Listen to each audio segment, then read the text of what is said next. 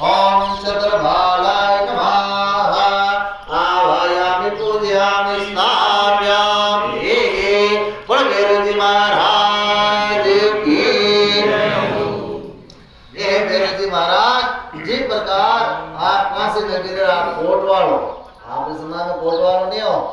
है तो इस प्रकार आप कहाँ से लगे आप मालिक हो और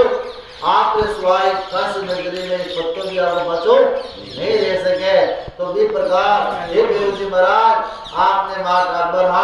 और आपने माँ सब परिवार से हाथ जोड़ विनती करिया हाँ कि गुरु जी महाराज आपने हमारा देव पधारना है और हमारा कोई भी प्रकार बाधा आ रही है कष्ट आ रही है खड़ा आ रही है पीड़ा आ रही है बस सारी चीजें आपने माता जी ने के